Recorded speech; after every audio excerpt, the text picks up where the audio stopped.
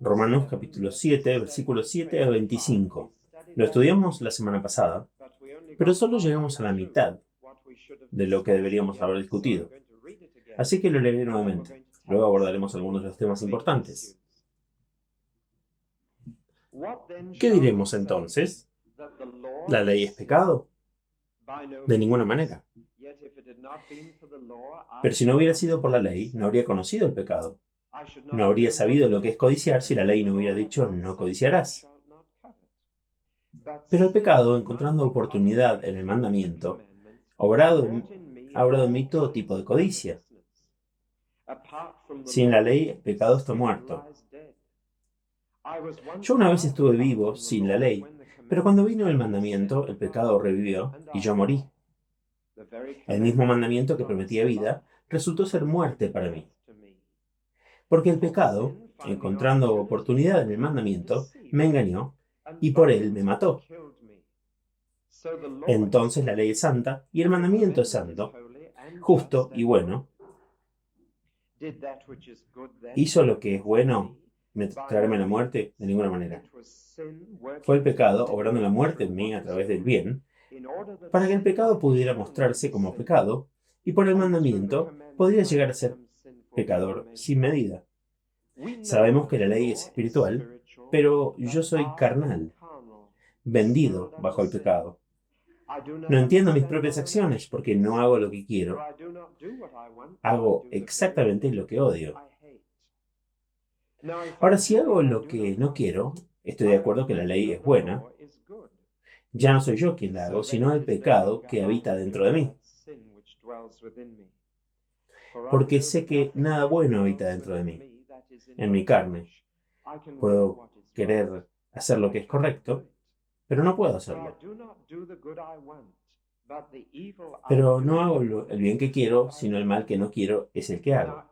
Ahora, si hago lo que no quiero, ya no soy yo quien lo hace, ese pecado, sino el pecado que habita dentro de mí.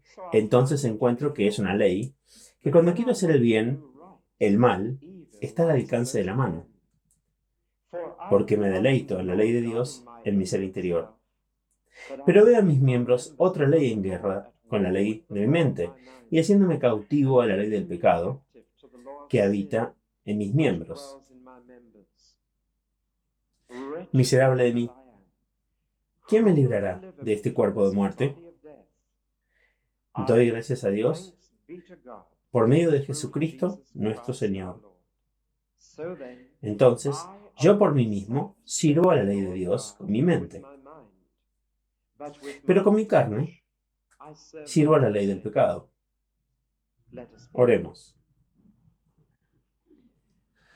Nuestro Dios misericordioso, ya hemos estudiado este pasaje y tú nos has mostrado muchas verdades en él.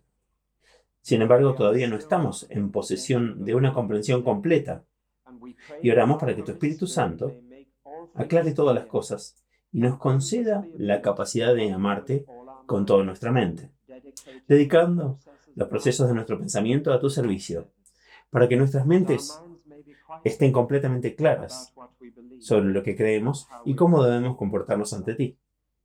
Te damos gracias porque cada vez que nos reunimos y buscamos tu rostro domingo por la mañana tras domingo por la mañana, aceptas amablemente nuestra oración por iluminación y envías a cada uno de nosotros con algún pensamiento, una nueva comprensión de tu palabra, que nos permite vivir más dignamente acorde a nuestro alto llamado. Oramos ahora para que nos ayudes a cada uno de nosotros aquí, ya sea que seamos visitantes o personas habituales. Te pedimos que cada uno de nosotros, individualmente, pueda sentarse a tus pies y aprender de Jesucristo, y que podamos tener la mente en nosotros que estaba en Él. Una mente humilde, una mente obediente, una mente amorosa. Lo pedimos en su nombre y por su bien. Amén. Ahora hagamos pasar a los que están esperando afuera.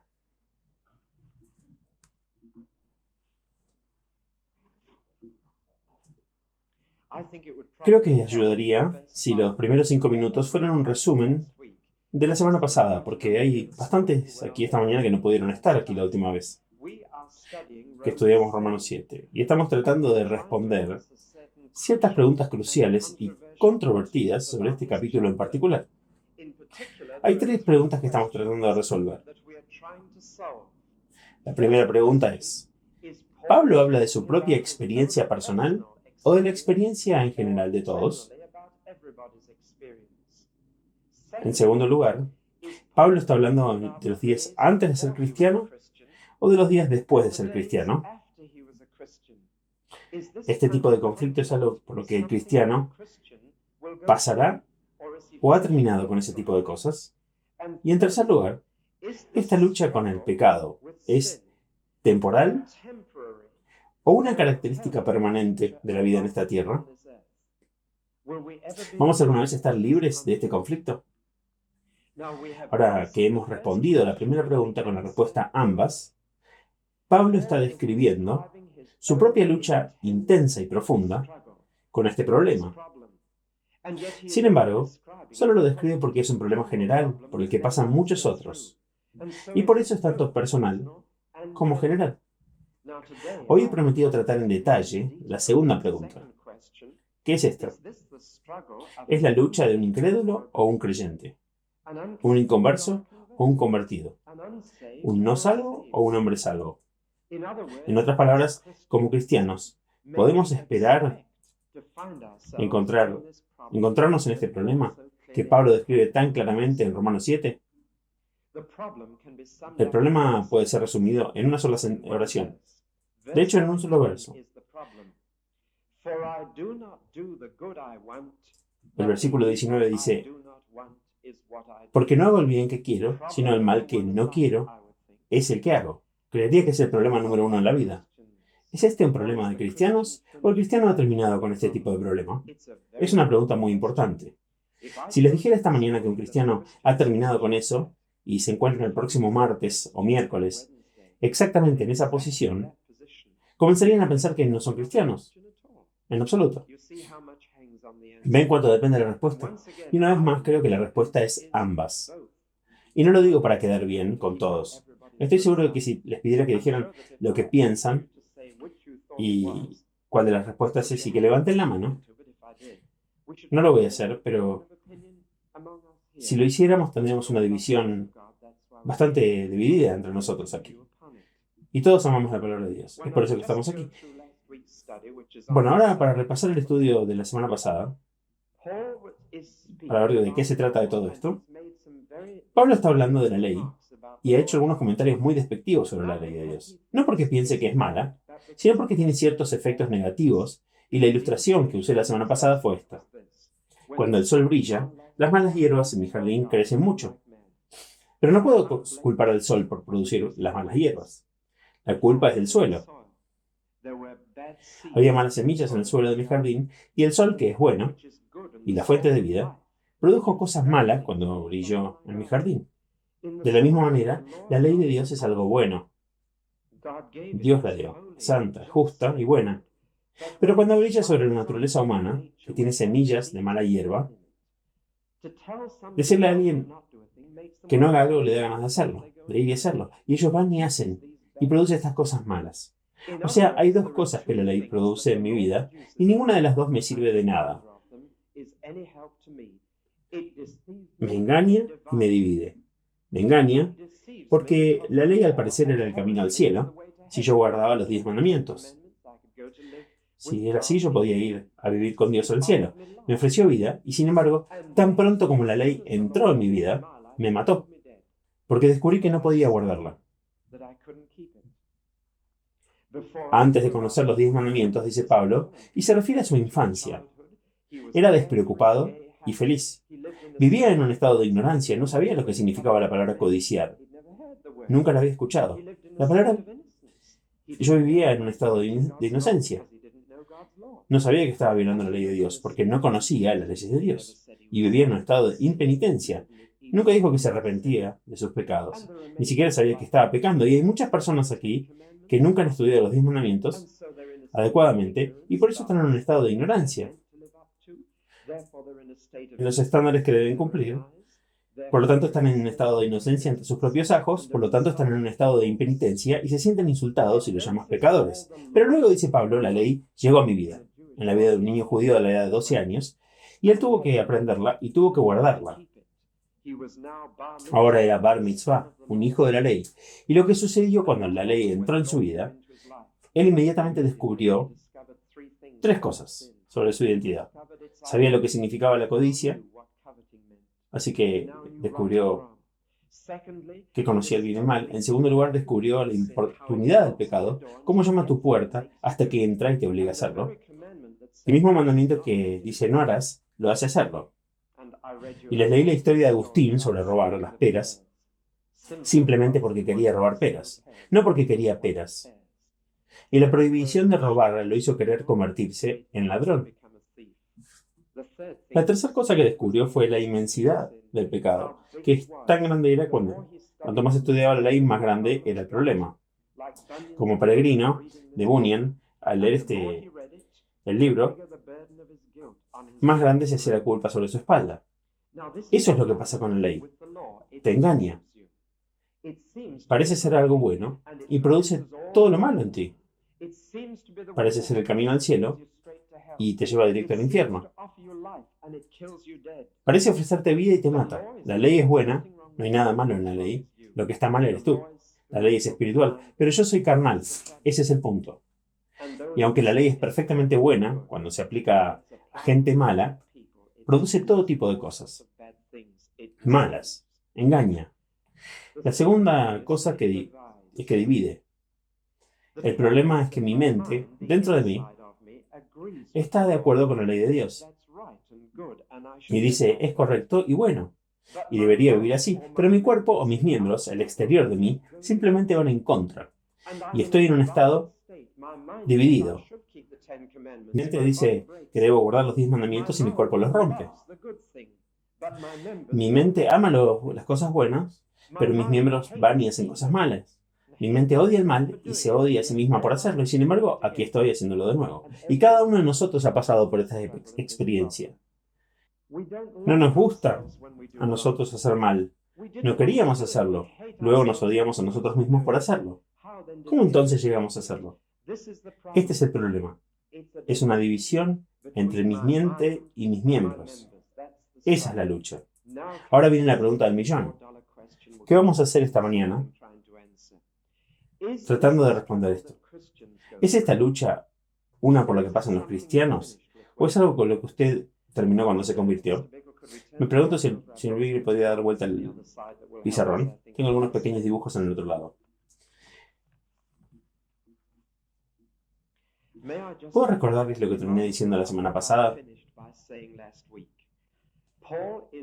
Pablo no describe una condición esquizofrénica, sino que describe una condición espástica. Y es muy importante darse cuenta de esto.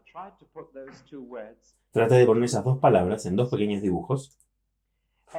Una condición esquizofrénica es un estado de mente dividida. Y ese es el pequeño dibujo de la izquierda.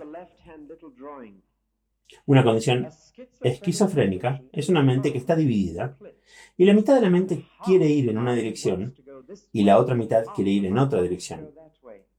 Pablo no está hablando de una mente dividida. No está hablando de una mente que la mitad de la mente está dividida en dos partes. La mente quiere ir por el buen camino y la otra mitad quiere ir por el mal. Su mente no está dividida en absoluto. Quiero que noten eso. Muchas personas que predican sobre este capítulo lo interpretan para otros de esta manera.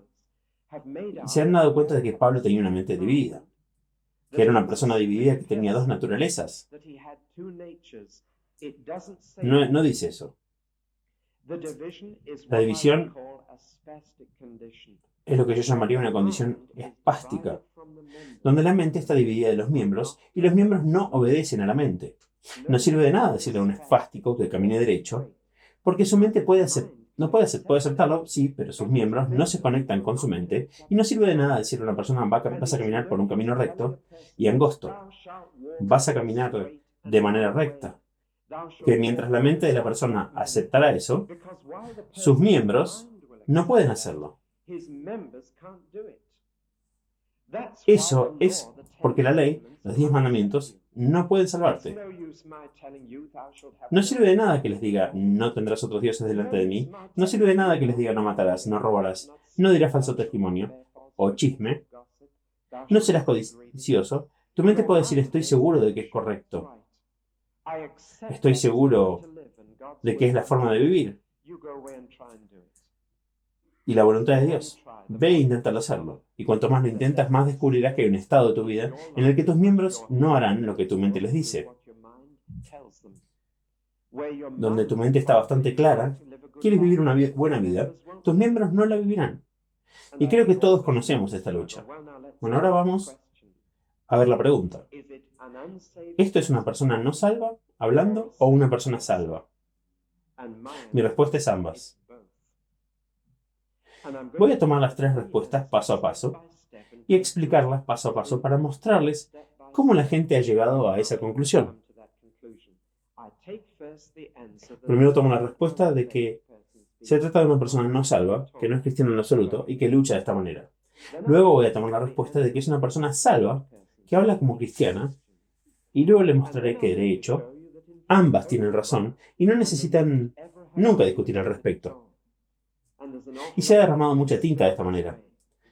Pero cuando muchos cristianos sinceros, amantes de la Biblia, no están de acuerdo sobre algo, la respuesta es probablemente que ambos tienen razón y que no deberían pelear unos con otros.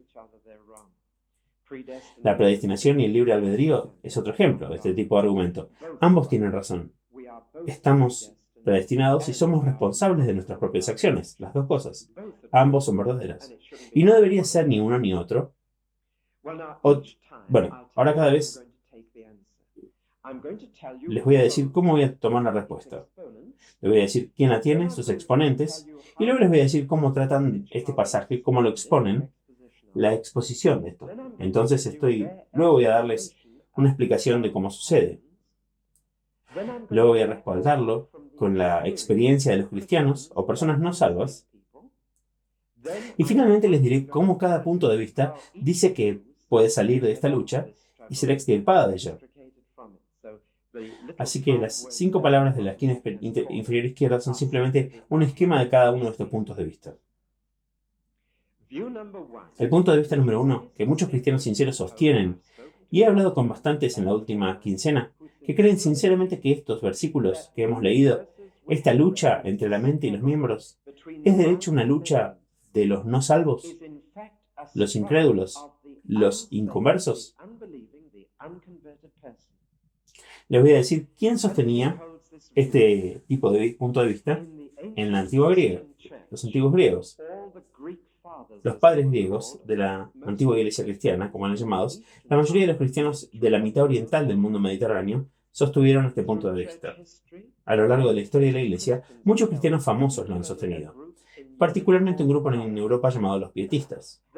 Sostuvieron este punto de vista. Y en los días modernos, escritores tan famosos como Adam Clarke, Ironside, Vincent, Hutch, cuyos libros pueden ver en nuestra librería, o en una tienda cristiana, todos estos han sostenido este punto de vista.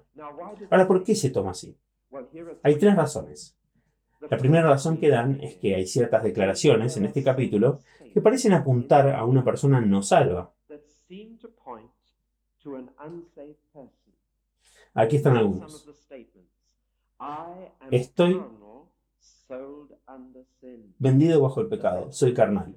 ¿Suena eso a una persona convertida? Aquí hay otro. El pecado habita dentro de mí. Aquí hay otra. Nada bueno habita en mí. Otra. Estoy cautivo de la ley del pecado. Aquí hay otra. Miserable de mí, ¿quién me librará? Aquí hay otra. Sirvo a la ley del pecado. Esta gente dice, ¿cómo puede un cristiano convertido, que ha sido perdonado y liberado, que sus cadenas se han caído y cuyo corazón es libre, cómo puede hablar así? Seguramente es una persona no convertida. Luego dicen esto. En los versículos 7 a 13, obviamente, Pablo estaba hablando de su vida cuando era niño. ¿Por qué entonces no puede continuar hablando de su vida pasada hasta el final del capítulo?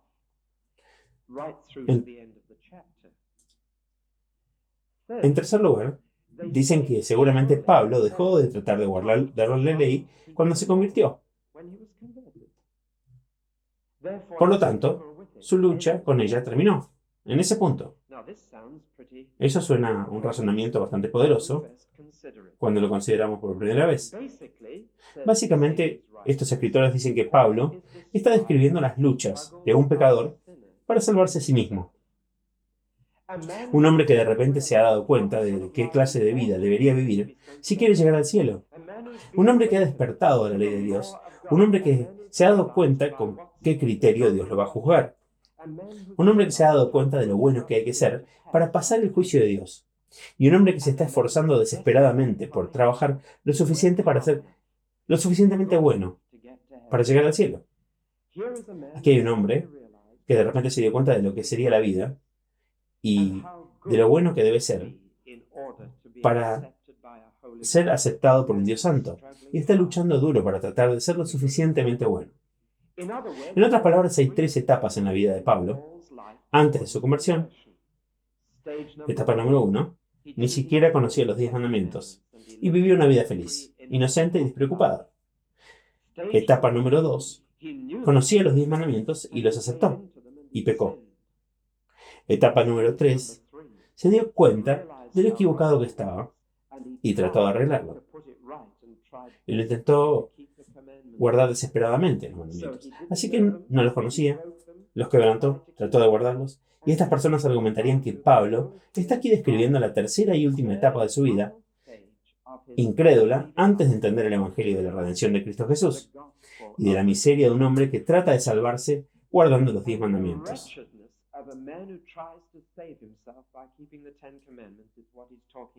De eso es lo que está hablando. No te podrías salvar así, tanto como levantarte tirando de los cordones de tus zapatos. Es un asunto miserable tratar de cumplir la ley perfectamente. Y no tengo ninguna duda de que ese tipo de lucha moral es conocida por muchos incrédulos que se han dado cuenta de qué estándar deben cumplir. No todos los incrédulos la comprenden, ni mucho menos. Pero leí sobre ciertos paganos, por ejemplo los griegos en el mundo antiguo, que dijeron esto. Aquí hay un poeta romano, y él dijo: veo esto, las mejores cosas, y las apruebo, pero sigo las peores. Eso es un poeta romano hablando, no es un cristiano, en absoluto. Un incrédulo pagano. Sin embargo, él dice: veo las mejores cosas y las apruebo.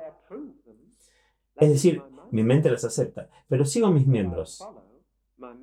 Sigo lo peor.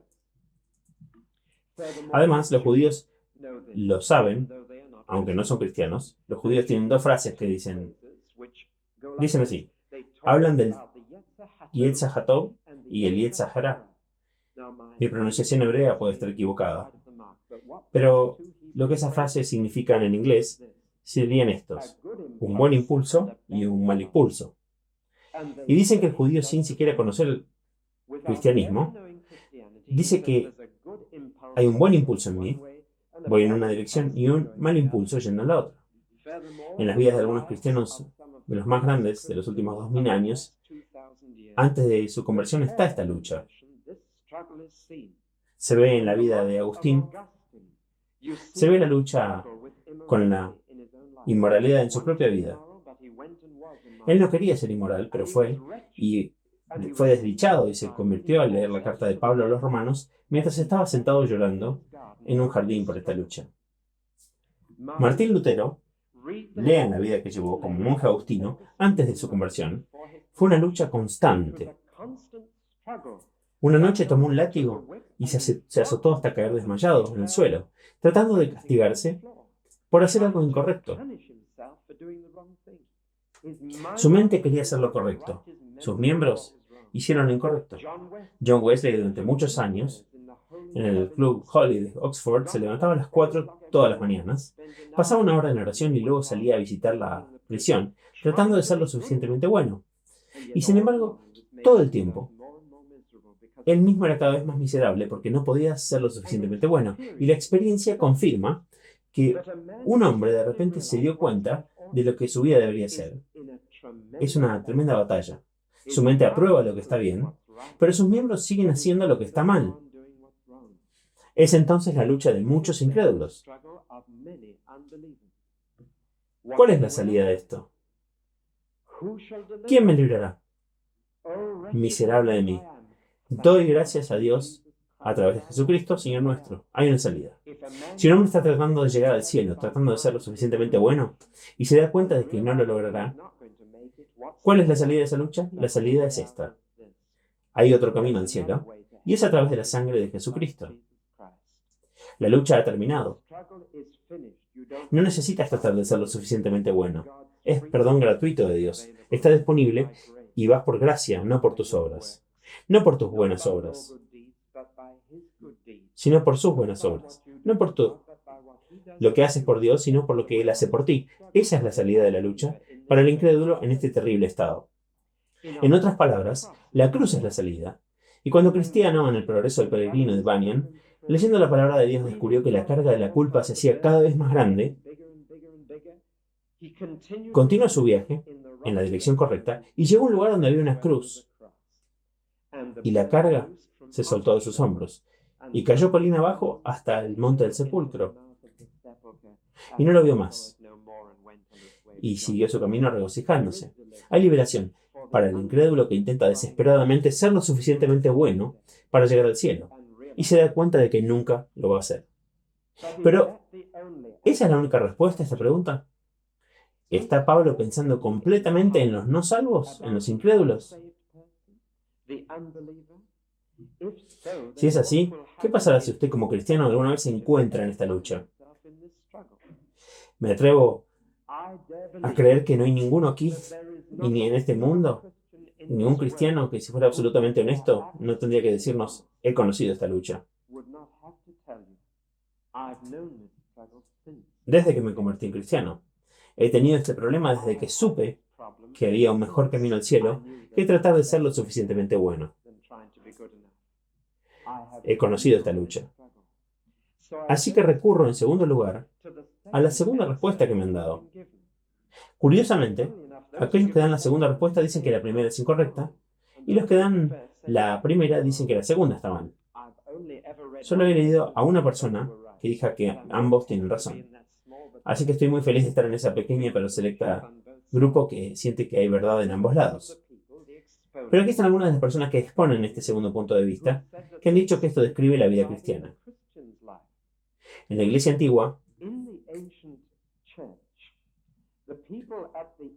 la gente en el extremo este del Mediterráneo, los padres griegos, como fueron llamados, creían que era una lucha de los no salvos. Pero los padres latinos, en el otro extremo del Mediterráneo, creían que era la lucha de un hombre convertido. Muchos años después, Agustín creía que era la lucha de un cristiano. Un hombre llamado Aquino, uno de los más grandes teólogos católicos romanos, creía eso. Martín Lutero creía esto, John Calvin creía esto, y en nuestros días, nombres como Karl Barth, Anders, Nagel, Simpson, Hodge, Hallam, Murray y muchos otros cuyos libros algunos de ustedes tienen en sus estantes, creen que también es una lucha cristiana. ¿Cómo tratan entonces el pasaje? ¿Cómo lo exponen? Basta con pensar en retrospectiva. Recuerden que les dije que aquellos que dijeron que era la lucha de una persona no salva, dijeron que hay ciertas declaraciones en este pasaje que solo podrían aplicarse a los no convertidos. Ahora, las personas que sostienen el segundo punto de vista, curiosamente, dicen que hay ciertas declaraciones en este pasaje que solo podrían ser ciertas para un cristiano convertido. Aquí hay algunas de las declaraciones. Puedo creer lo que es correcto. ¿Puede una persona convertida, no convertida, hablar así? El bien que quiero. ¿Lo dice eso una persona inconversa? De todo corazón, quiero el bien. La ley es buena, estoy de acuerdo. ¿Un incrédulo habla así? ¿Siempre está de acuerdo que la ley es buena? Quiero hacer lo correcto. Seguramente el problema de un incrédulo es que quiere hacer lo malo. Me deleito en la ley de Dios. Me encanta leerla. ¿A un incrédulo le encanta leer este libro y se deleita en él? Yo por mí mismo sirvo a la ley de Dios. ¿Eso es cierto para una persona inconversa? El problema es que hay ciertas declaraciones en este pasaje que parecen ser de inconversos y ciertas declaraciones que parecen ser de cristianos al hablar. La segunda razón que dan para creer que es una persona salva es esta, y es muy importante desde el versículo 14 en adelante.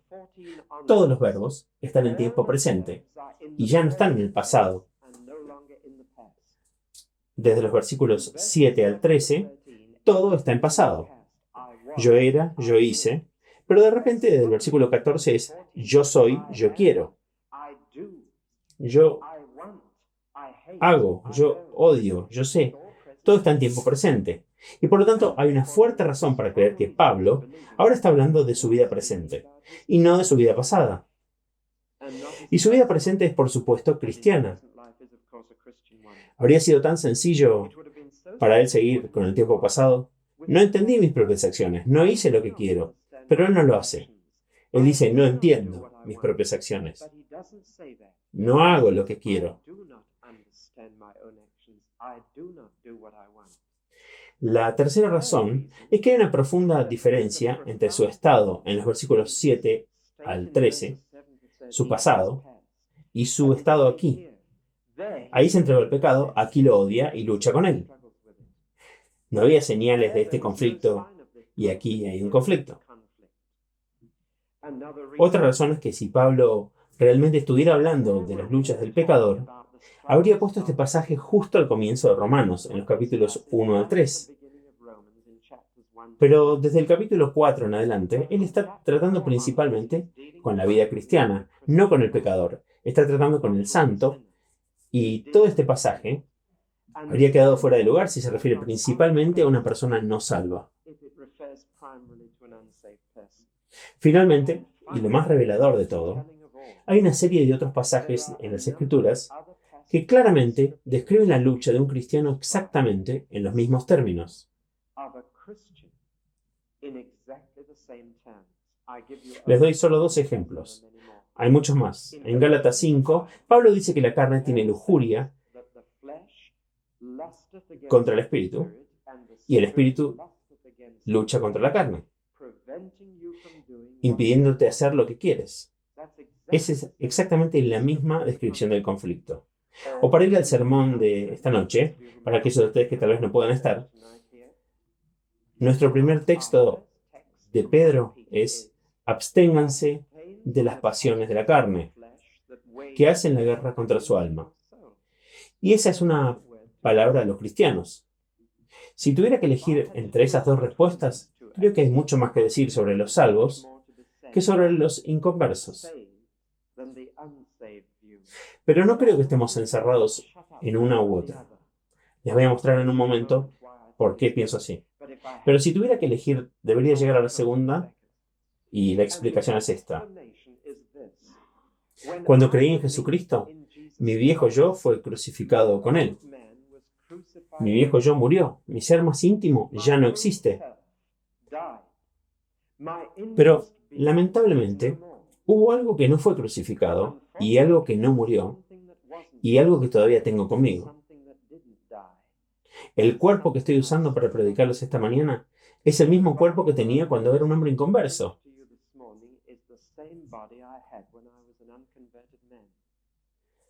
Esta parte de mí, el exterior de mí, no murió. Y el problema es que, aunque tengo un interior nuevo, todavía tengo el viejo yo afuera. Ahora pueden ver por qué hay un conflicto continuo. El interior de mí es nuevo y sabe perfectamente lo que quiere. El exterior de mí sigue adelante y hace lo que hacía antes. Y ese es mi problema. En los viejos tiempos, en los días en que esta carta fue escrita, un asesino era castigado de una manera particularmente horrible. El cuerpo de su víctima era tomado y atado a su espalda. Las manos y muñecas eran atadas a sus muñecas y manos. Y el cuello era atado al cuello del cadáver. Y ese hombre tuvo que llevar con él, por el resto de su vida, muchos días, el cuerpo muerto en la espalda. Esto se hacía con los enemigos derrotados en la batalla. Virgilio describe que, en uno de sus libros, como un rey, después de haber conquistado al enemigo, Tomó los cuerpos de sus propios soldados muertos y los ató a las espaldas de los prisioneros enemigos y los hizo cargar los cadáveres de aquellos quienes habían matado. Ahora parece que Pablo está pensando en términos como esto. Todavía tengo un cadáver colgando de mí, un cuerpo de muerte. Este viejo cuerpo mío todavía es parte del dominio de Satanás. Este es el cuerpo que usé para el pecado. Este es el cuerpo que solía traer el mal al mundo. Y aunque tengo un corazón nuevo, todavía tengo problemas con los viejos hábitos. Aunque tengo una mente nueva, todavía tengo problemas con los miembros antiguos. Aunque tengo una nueva voluntad, sigo teniendo problemas con mis viejas costumbres. Es la tensión entre mi interior, que es nuevo, porque el viejo yo ha sido crucificado y desaparecido. Pero noto con mucho cuidado que en los últimos capítulos Pablo en ninguna parte dice que el cuerpo ya no está. Por supuesto, por eso a la gente le resulta tan difícil creer que han sido crucificados con Cristo. Se miran en el espejo y ahí está el viejo cuerpo mirándolos a la cara. Y no pueden ver que cuando estás crucificado con Cristo, cuando tu viejo yo muere, es el interior, el hombre interior, y el hombre interior tiene vida eterna, y el hombre exterior se está descomponiendo. Este hombre exterior todavía está muriendo. Así que el hombre interior se renueva cada día. Pero el hombre exterior, mientras se está descomponiendo, terminará en una tumba. Mi yo exterior, mis miembros exteriores están yendo para terminar en la tumba. Es un cuerpo de pecado y muerte. Ahí es donde irá. Pero mi vida interior se renueva todos los días. Y algún día tendrá un nuevo cuerpo exterior que coincida. En otras palabras, la última parte de ti que se salvará será tu cuerpo. La última parte de ti en ser redimida es el exterior de ti. Dios ha comenzado por dentro y está trabajando y estamos gimiendo y esperando, dice Pablo en Romanos 8, por la redención de nuestros cuerpos, que aún está por llegar. Pero la tensión es entre la parte de mí que ha sido salva y la parte de mí que no lo ha sido. La parte de que sí ha sido salva es mi mente, pero la parte que no lo ha sido son mis miembros. Así que Pablo dice en Romanos 6, nuestro viejo yo, nuestro viejo hombre en el interior de mí, fue crucificado con Cristo para que el cuerpo del pecado fuera destruido. Él no dice que el cuerpo fue destruido entonces, dice que uno hace posible el otro. Por eso dice, no dejes que el pecado reine en tu cuerpo mortal que todavía tienes. Todavía no tienes un cuerpo mortal, todavía tienes el cuerpo. No dejes que el pecado lo supere, reine sobre él. Tu viejo yo debería ser crucificado y tu nuevo yo debería estar a cargo. Así que en principio estoy muerto al pecado, pero en la práctica no lo estoy. En el interior estoy terminando con lo que respecta al pecado, pero en el exterior los viejos hábitos y las viejas formas de mi cuerpo continúan. Ese es el problema. Tales luchas no significan que no sea cristiano, sí significan que todavía soy un cristiano carnal, un bebé. Quiere decir que todavía tengo algo que necesito aprender. ¿Esto nace de la experiencia? Sí. Puedo encontrar esta lucha en las biografías de Lutero, de Bradford, de Samuel, de Rutherford, de Berkeley, de Edwards, de Brainerd,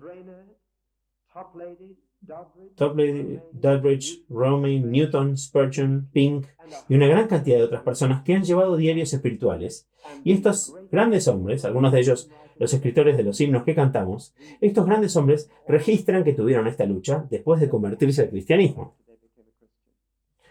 Dijo una señora de 90 años que encontró más consuelo en Romanos 7 que en cualquier otra parte de las escrituras, porque cuando ella estaba en una lucha, ella dijo, Pablo también. Y todavía soy cristiano, eso no significa que haya perdido la salvación. Ya saben, un cristiano se propone y su mente ha sido tan transformada y renovada que dices, voy a vivir una vida perfecta de ahora en adelante. Y te pones en camino en la plena fuerza de tu fe y dices, nunca volveré a pecar. Es maravilloso y por primera vez no lo haces. Y de repente vuelve un viejo hábito, una vieja tentación. Te muestra la cara. Es un momento terrible. Nunca dejes que el diablo te diga, Ahí está, no eres cristiano en absoluto.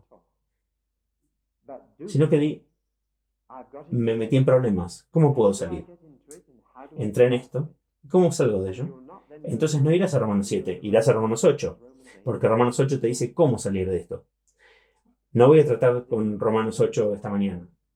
Aquí hay una carta que me llegó de un joven que es uno de los mejores jóvenes que conozco. Es un gran cristiano. Ha sido cristiano durante 4 o 5 años y está teniendo un efecto profundo en otros. Ninguno de ustedes lo conoce, así que no estoy traicionando ninguna confidencia. Pero él está pasando por una lucha muy profunda, una experiencia muy profunda. Y dice esto, está escrito por pura angustia. En el momento de escribir, estoy en uno de esos momentos de mi vida en los que he visto la absoluta locura del hombre, su absoluta naturaleza pecaminosa y su necesidad de nada menos que Jesucristo. Luego continúa así. Quiero que Él venga y detenga el pecado en las vidas de los jóvenes. Quiero que venga y ponga fin a las cargas del pecado. Yo quiero ser liberado de un cuerpo que no quiere seguir al Espíritu dentro de mí. Y con cuánto anhelo ser exactamente como Jesús en pensamiento, ambición, plan, perspectiva y amor. Hay un grito del corazón aquí. Hay un grito de alguien en la lucha que Pablo conocía. Escuchen otra vez. Quiero ser liberado de un cuerpo que no quiere seguir al Espíritu dentro de mí. Es casi igual al grito de angustia de Pablo. Miserable de mí. ¿Quién me librará de este cuerpo de muerte? Este cuerpo está atado a mí. Está dando vueltas con sus viejos hábitos y sus viejas costumbres y todo lo demás. Pero noten que tan pronto como Pablo llora de miseria, dice, gracias a Dios. Hay una salida. Hay una liberación. Ahora hemos llegado al punto donde podemos abordar la tercera pregunta. ¿Este conflicto es temporal o permanente? ¿Continuará y seguirá a lo largo de toda la vida cristiana hasta que esté en mi tumba? ¿O será fácilmente superado? ¿Puedo salir bien de él ahora? Escuché a personas decir ambas cosas. Algunas personas dicen que es solo una lucha temporal en la que el cristiano puede caer y puede salir de ella muy pronto. Y he escuchado a otras personas decir que uno tendrá ese problema hasta que muera. Estarás en este tipo de angustia y conflicto hasta el final. Bueno, ahora, ¿cuál es la respuesta? La respuesta nuevamente es ambas. Primero que nada, la liberación que puede venir a nosotros es ciertamente futura. Algún día voy a perder este viejo cuerpo. Algún día vendrá la redención de mi cuerpo. Y estoy esperándola. Estoy gimiendo por ella. La estoy deseando. Y ustedes también. Y en Romanos 8 Pablo dice que toda la creación está gimiendo, esperando la revelación de los hijos de Dios. Con la redención de nuestros cuerpos. Un día tendrás un cuerpo nuevo que no tendrá malos hábitos. Un día tendrás un cuerpo nuevo que no tendrá apetitos carnales, ni pasiones pecaminosas. Un día tendrás un cuerpo perfecto. Pero eso es en el futuro. No puedo prometerles eso esta semana. Es algo que tendremos que esperar. Algo que sucederá después de la muerte, cuando seamos resucitados de la muerte con un nuevo cuerpo. Ciertamente habrá una liberación futura. Y entonces podemos decir, entonces, en esa redención de nuestro cuerpo, y solo entonces, podremos decir, oh, tumba, ¿dónde está tu victoria? Oh, muerte, ¿dónde está tu aguijón? Porque el aguijón de la muerte es el pecado, la fuerza del pecado es la ley, y solo en el día de la resurrección terminaremos con la muerte y el pecado para siempre. Pero eso no es mucho consuelo para aquellos que continúan luchando en esta vida. Creo que no solo hay una liberación futura ahí, hay una liberación presente de esta lucha. Hay una liberación futura de la presencia de este cuerpo, pero hay una liberación presente en su poder. En otras palabras, puedo responder a esta tercera pregunta diciendo ambas, planteándolo así.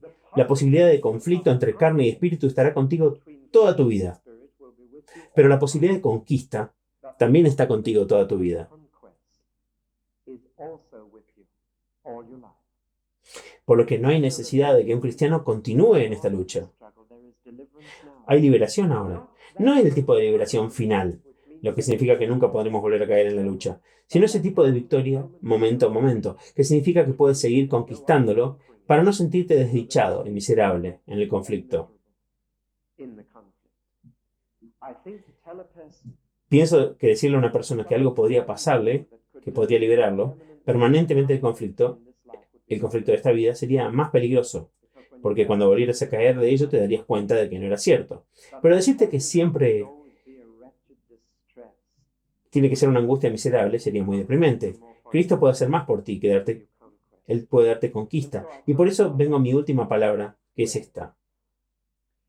¿Salvo o no salvo? La respuesta es ambas.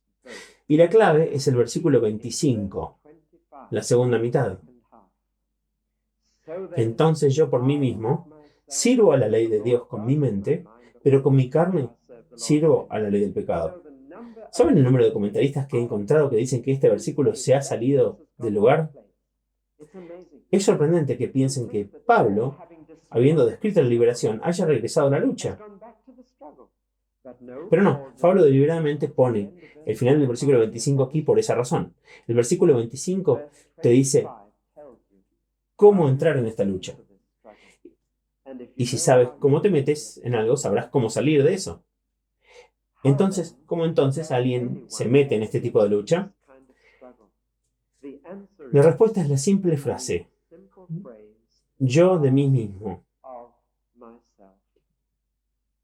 Es una frase que Pablo no ha usado hasta este momento. Él está diciendo algo bastante nuevo en el versículo 25. Él dice esto, que cada vez que intentas hacer algo por ti mismo, aterrizarás en esta lucha.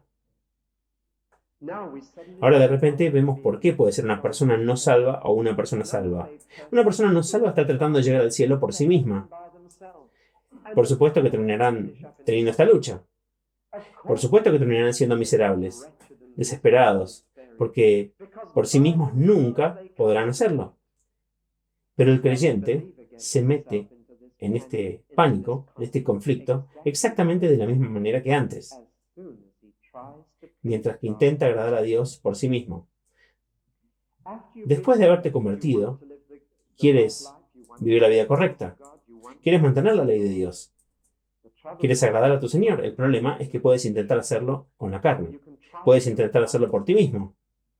La cantidad de personas que conozco que piensan que eres salvo al confiar y luego tienes que seguir intentándolo. Después de eso, uno de los himnos más hermosos que hay es que hay una colina muy lejana, pero hay una línea del himno que encuentro difícil de cantar. Confiar en su sangre redentora y probar sus obras. Si vuelves de confiar a intentar, estás volviendo directamente a la lucha. La carta de Pablo a Gálatas trata sobre esto. Él dijo, vas a ir de vuelta a la ley, vas a volver a esforzarte, vas a volver a hacer buenas obras. La vida cristiana es de fe en fe. No es de fe a intentar, es de fe en fe. No solo te salvarás confiando en Dios, te mantendrás salvo por confiar en Dios. Pero una de las tentaciones que sufre un cristiano es esta.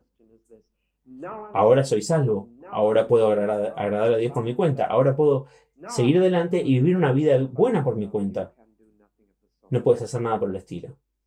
Entonces yo, por mí mismo, sea antes o después de mi conversión, si trato de agradar a Dios por mí mismo, ya sea que esté convertido o no, terminaré en un estado de miseria, impotencia, debilidad y dolor, porque encontraré que mi mente quiere hacerlo, pero mis miembros no pueden. Lo que necesito es un poder dinámico dentro de mí, que me ayude a superar esos miembros míos. He puesto dos palabras en amarillo en el diagrama. El problema es que la ley está fuera de mí y por lo tanto cuando me toca a mis miembros primero y los hace hacer lo incorrecto.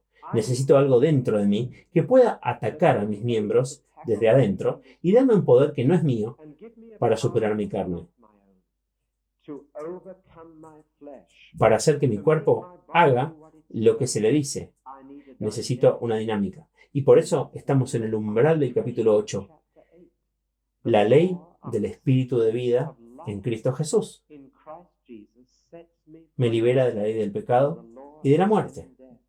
Y Pablo conoce la victoria, tanto como la miseria. Y él puede decirnos, la ley del Espíritu me ha librado de la ley del pecado y de la muerte. En otras palabras, hay un camino de liberación, de conquista para el creyente. Y ese camino está en el poder del Espíritu Santo. Incluso como cristiano, tengo que aprender que todavía no puedo guardar la ley de Dios por mí mismo. Necesito que el Espíritu Santo lo haga desde dentro de mí. Y a veces tienes que pasar por una lucha moral como cristiano para descubrirlo. ¿Cuán débil es la carne? Uno descubre que en su carne, no habita nada bueno. ¿Saben? Realmente no descubren eso hasta que haya sido cristiano por un tiempo. Y luego descubres que es absolutamente inútil. Incluso tratar de guardar la ley como cristiano. Por uno mismo. Así que Pablo dice, resumiendo Romanos 7, y diciendo algo nuevo. ¿Cómo te metiste en esta lucha? Al tratar de hacerlo por ti mismo. ¿Cómo saldrás de ella? Dejando que el Espíritu Santo lo haga por ti. Esa es la salida. Y la gente que vive en el Espíritu ha encontrado que pueden controlar y conquistar la carne. Y las personas cuya mente está llena del Espíritu han descubierto que sus miembros pueden ser sometidos y entregados a Cristo para su servicio. Ese es entonces el camino. La lucha para tratar de ser bueno uno mismo, ya sea que eres una persona inconversa o convertida, no importa. Ambos son ambos. El verdadero corazón de Romanos 7 es, entonces yo por mí mismo aterrizo en este estado. Pero en el Espíritu hay victoria, poder y paz. Y de hoy a 3 semanas tendremos que entrar en Romanos 8 para ver cómo llega esa victoria.